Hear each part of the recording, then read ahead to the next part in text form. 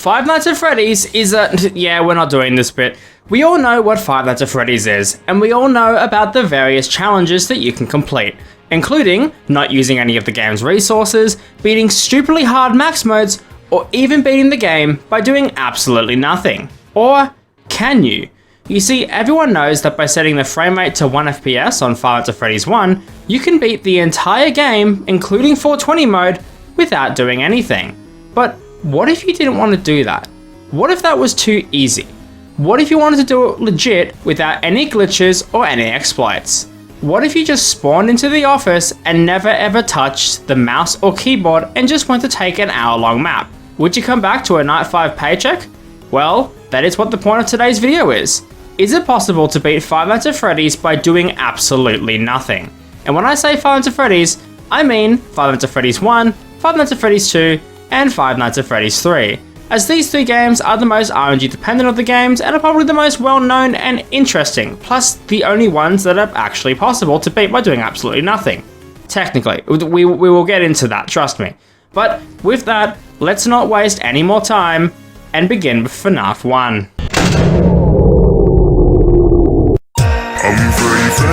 So the original Five Nights at Freddy's has been dissected from top to bottom, and I'm sure everyone and their mother knows about CD+, or, like I mentioned before, how if you set the frame rate to 1 FPS, you can beat the game by doing absolutely nothing. However, both of these methods are really boring and break our pre-established rules, so we're going to have to look a little deeper. Now, in Five Nights at Freddy's 1, there are only 4 animatronics that we have to deal with. And these 4 definitely have the most well-known AI in the entire series, and I don't really need to explain it. But for that one person in the back who doesn't know how they work, welcome to Five Nights at Freddy's Animatronic AI Explained, brought to you by Jerakaigamez. Every animatronic we'll be dissecting in this video work on what are called movement opportunities. Every 5 seconds or so, depending on the game, each animatronic will generate a random number between 1 and 20 and compare that number to their AI level. If the random number is less or equal to the animatronic's AI, then the animatronics will be allowed to move. However, if their number is greater than their AI level, they will not move. That means that each animatronic will have an AI and 20 chance to move, which is pretty much how every single animatronic works. They all work on a 0 to 20 AI system. There are a few exceptions, but we will cross them when we get to them. One exception is that the animatronics only have a 6.5% chance of being subscribed to the channel, just like you guys. But this can be changed by you just simply hitting that subscribe button to help us hit 100,000 subscribers, as well as have a better chance of dealing with the animatronics. And that has been Five Nights at Freddy's Animatronic AI Explained. Now that we know how the animatronics work, let's talk about beating FNAF 1 by doing nothing. So at a base level, every animatronic in this game is unable to attack the player unless the camera is flipped up. Bonnie, Chica, and Freddy's movement chances mean absolutely nothing for this video, since as long as you don't open up the camera, none of them can kill you. However, there is one animatronic that is a wild card, and of course, that is Foxy. It's Foxy. I mean, come on, you guys should know this. Foxy does not care about the cameras being up. If the door is open, Foxy will jump you. So the next logical step is that you close the door whenever Foxy is about to hit the door. However, there is a second part of Foxy's mechanic, which is the amount of power that he takes each time he hits the door. And this is going to cause some problems, since if Foxy ends up hitting the door enough times, he can take an insane amount of power. Foxy takes 1% the first time he hits the door, and then for each hit after that, he takes an additional 5%. And this stacks with each time he hits the door, meaning that he takes 16% power once he hits the door a 4th time, which is a stupid amount to lose. I mean, this bit doesn't really mean anything, since the whole point of this challenge is that we, don't move, so closing the door means nothing, but it's just something to take in mind. Now, another added bit of complexity is to the fact that Foxy actually gains an AI level at 3 AM and at 4 AM, meaning that even on night 1, Foxy will have an AI of 2 by the end of the night. Now, to calculate all the chances of being able to beat FNAF 1 by doing absolutely nothing, we have to look at Foxy's AI levels for each night in order to make our final calculations. On night 1, Foxy's AI level is 0, but by 4 AM it's raised to 2. On night 2, he has an AI level of 1, but by 4 AM it's raised to 3. Night 3, he has an AI level of 2 and 4 by 4 AM.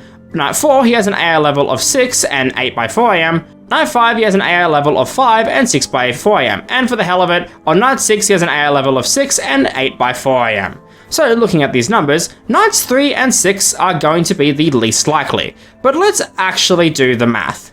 Foxy gets a movement opportunity every 5.01 seconds, meaning that throughout an entire Five Nights at Freddy's one night, which is 8 minutes and 55 seconds or 535 seconds, we divide that by the 5.01 seconds to find that Foxy will have a total of 106.78 movement opportunities, but we can round that to 106 chances to move throughout a night.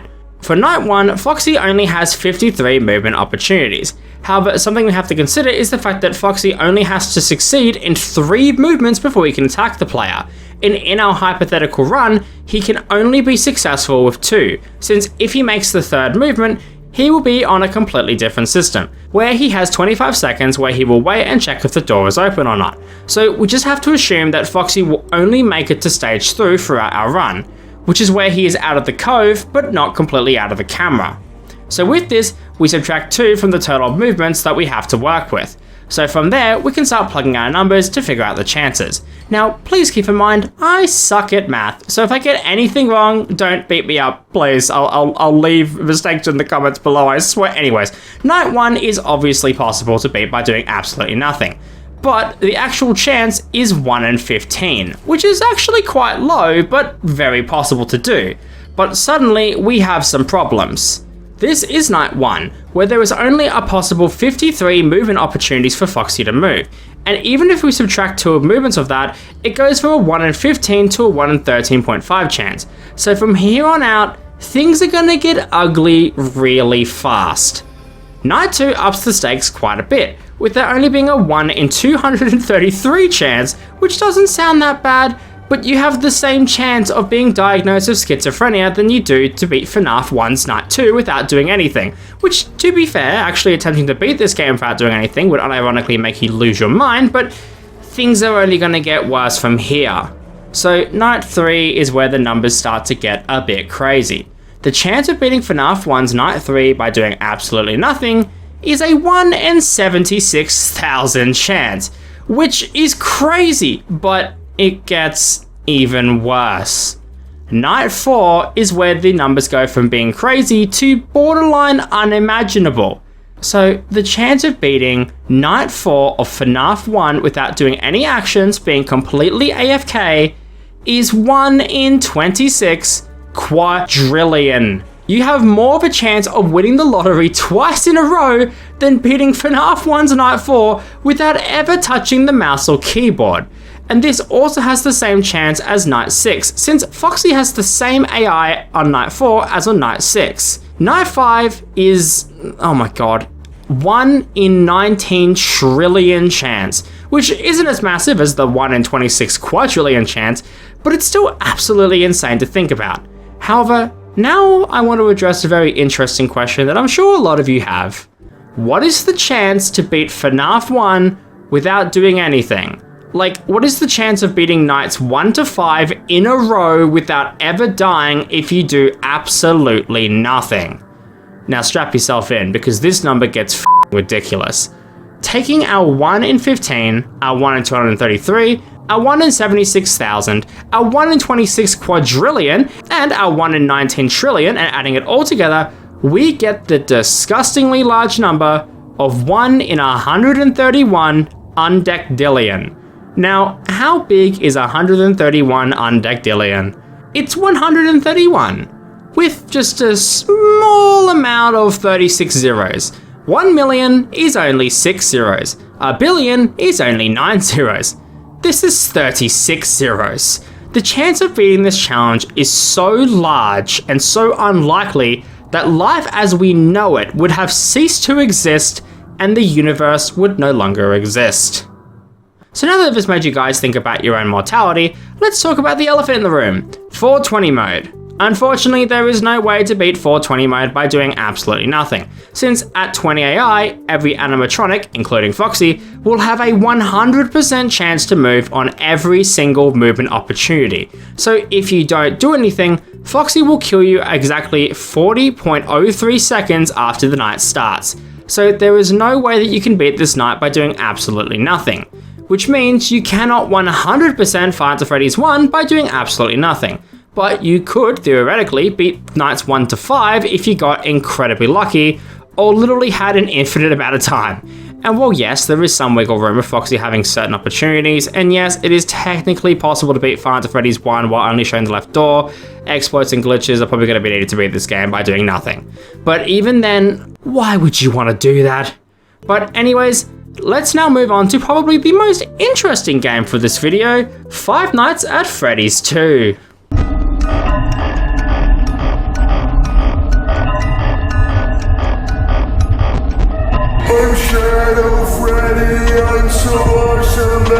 Five Nights at Freddy's 2 is a very different game compared to the original one, having 11 characters to FNAF 1's 4, and also having them mostly do the exact same thing. I mean, you know, very original. However, for this video, there are only 2 main characters that we need to actually address, them being the Puppet and Withered Foxy. Every other character is a we can't kill you unless you flip up the camera, so we can quite literally just chill, watch some Netflix, and, you know, subscribe to jerakaigamez. But Withered Foxy and the Puppet don't care and will kill you no matter what. So let's start with the Puppet.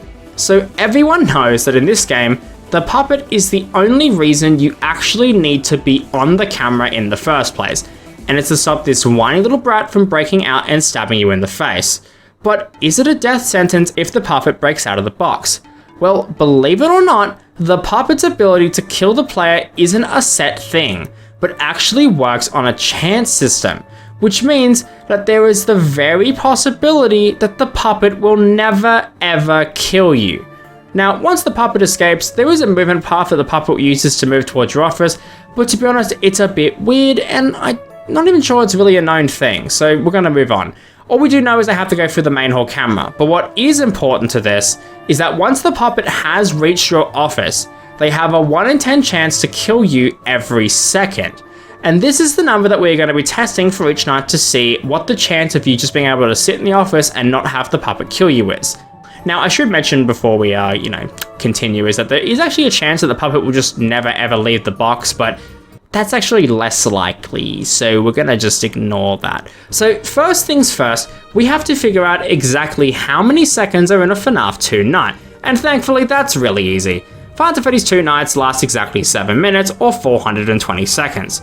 Then, for each night, we have to figure out how long it actually takes for the Puppet to unwind from the music box, and then we can just go from there. Obviously there is some wiggle room with these numbers, but here's how long it takes for the Puppet's music box to unwind each night. Night 1, it takes 50 seconds. Night 2, it takes 50 seconds. Night 3, it takes 33.33 seconds. Night 4, it takes 25 seconds, and on Night 5, it takes 20 seconds. So for this video, we will not be looking at Night 6 and 7, since we only want to focus on the main game. Plus, once you see the numbers, it doesn't really matter. Let's go over the numbers.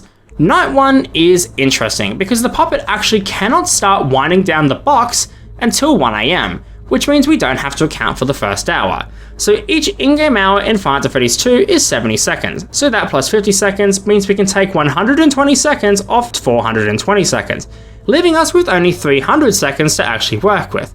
So taking that all into consideration, the chance of the Puppet never ever attacking the player throughout the entire night is 1 in 53 trillion. Oh my god, this is going to f***ing suck. Night 2 is when the Puppet just starts unwinding instantaneously, meaning that we only get 370 seconds to work with, which means we have a 1 in 86 quadrillion chance of beating this night without doing anything. We were getting these numbers by Night 4 on FNAF 1, and this is only Night 2. This is about to get crazy. Night 3 gives us the weirdest time, as we only get 386.67 seconds to work with, giving us a 1 in 530 quadrillion. Jesus Christ, this is going to get terrible. Night 4 gives us 395 seconds to work with, meaning we have a 1 in 1.2 quintillion, which is unreal, but then we got Night 5. Which only gives us 400 seconds to work with, giving us a disgusting 1 in 6.1 quintillion chance of having the Puppet never ever show up. And remember, this is before we have considered the other wild card in FNAF 2, that being Withered Foxy. And the way he works makes this game go from impossible to not a f***ing chance. It's always Foxy, isn't it? It's always Foxy. It's always Foxy. Well, technically. Withered Foxy has 2 stages, and the more complicated stage is his kill stage, which for this challenge, Foxy can never reach. This is because Foxy's kill timer isn't a chance formula, it's a timer. Once Foxy enters the hall, you must flash him or you will eventually die. So we have to hope that Foxy never gets the chance to enter the hall in the first place, which means we have to go back to the movement opportunities, and thankfully it'll be easier since Withered Foxy only gets 1 every 5 seconds. So this means throughout a normal night, Withered Foxy will only get a total of 84 movement opportunities. Oh boy, this is going to be interesting. Night 1, he isn't here, so it's just the 1 in 53 trillion chance of the puppet. I mean, that's just rookie numbers, am I right? Like that's not even bad. But night 2 is where we start to get insane. Now, Fox's AI level is a bit weird going up and down through most nights, so I will average it out and do the best I can because otherwise the math is just going to get really confusing. Night 2, Foxy gets an AI level of 1 by 1 AM, meaning we only have to account for 70 movement opportunities. So the chance of Foxy never getting an opportunity to move on night 2 is a 1 in 36 chance. Okay, that actually seems reasonable, but this is also just night 2. Night 3, Foxy's AI averages at 3, which means that the chance of Foxy never moving on night 3 is a 1 in 855,000 chance. Okay, that's not unbelievably terrible odds compared to what we had before, but that's still a big number. Night 4 is probably the worst night, since Foxy has an AI level of 7 throughout the entire night. And to save time, we will include night 5 since it's basically the exact same chance. He has a very similar AI. So the chance of Foxy never showing up on nights 4 and 5 is a 1 in 5 quadrillion chance. How are these numbers jumping this much?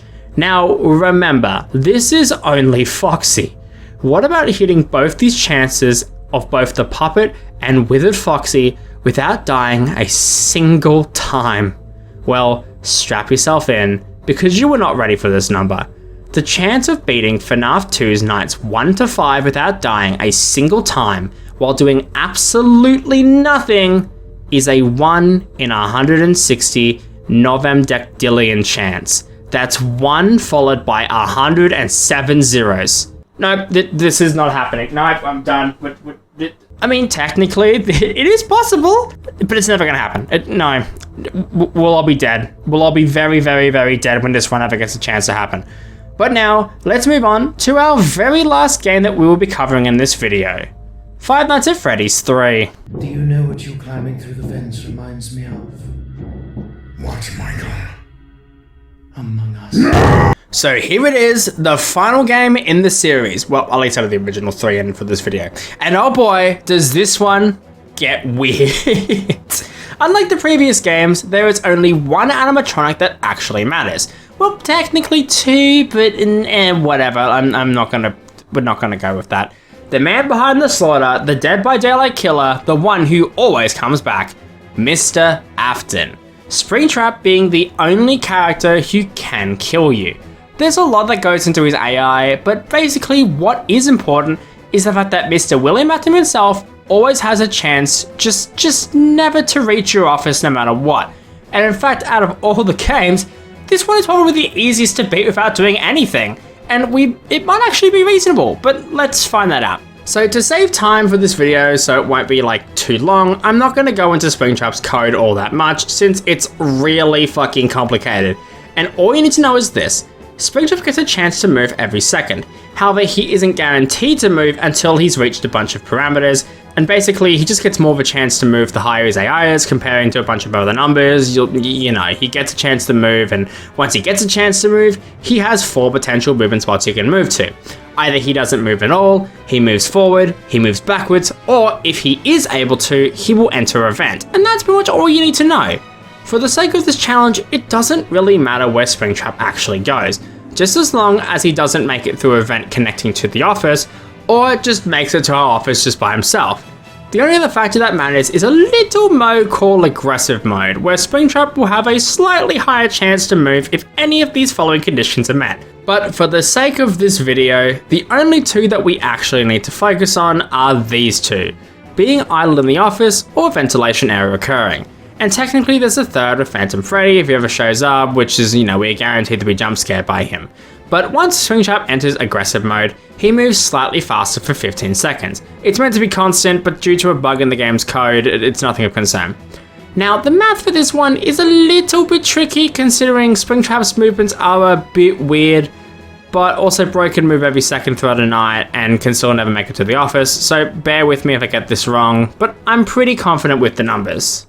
Night 1, you have a 100% chance to beat this game by doing absolutely nothing. That's a given. Night 2, since Springtrap is now in the building, things are going to get interesting. Springtrap's AI is based off the night number, so Night 2 he has an AI level of 2. But remember, it isn't like AI out of 20 anymore. It's a timer-based system that gives him a chance to move, so this is going to be interesting. For each night, we have to calculate on average when Springtrap will be allowed to move, since each night he gets an opportunity to move around average around the same time. For night 2, that time is around 10 seconds.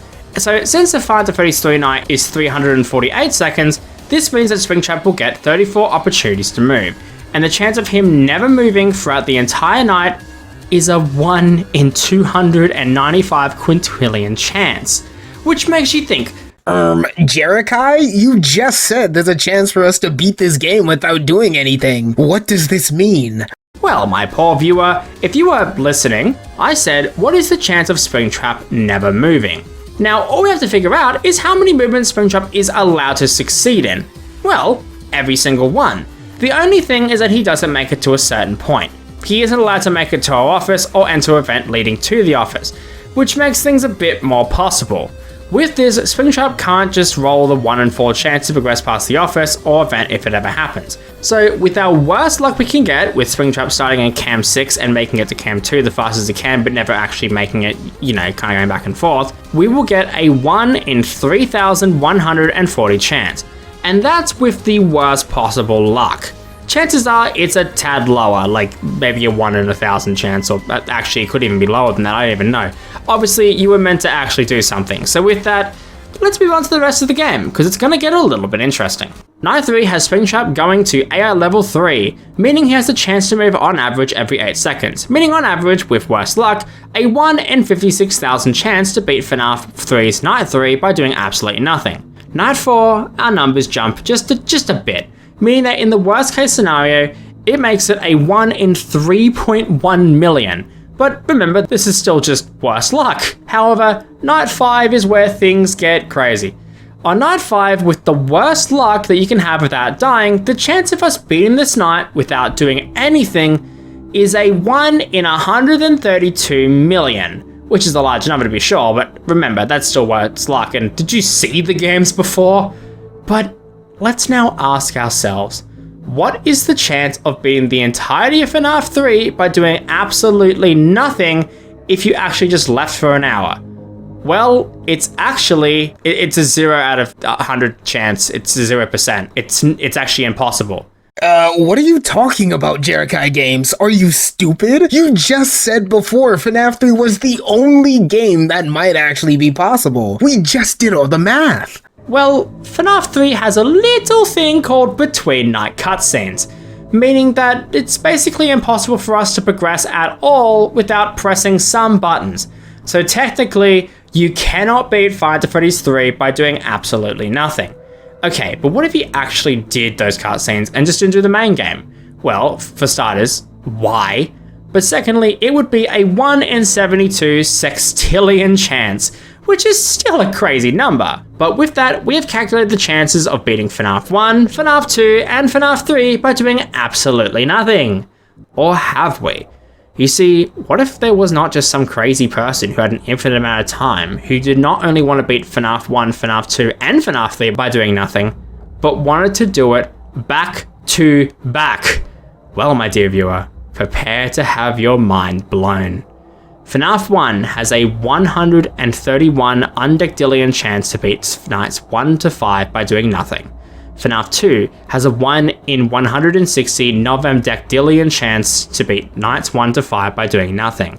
And FNAF 3 has a 1 in 72 sextillion chance to beat nights 1 to 5 by doing absolutely nothing.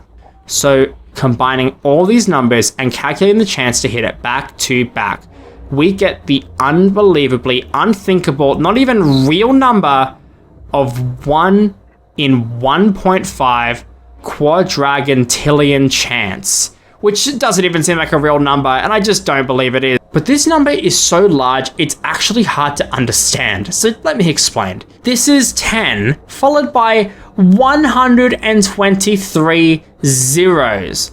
This number is so large, it's actually bigger than the amount of atoms that we have in our universe. In fact, the chance of beating all these games back to back is the same chance of you randomly picking the correct atom out of every atom across billions of universes. It's just an unreal number and just proves you might actually have to do something if you want to achieve your goals. If you want to do something in life, you're gonna have to work for it. You can't just sit back and hope it happens, because if you don't do something, it never will.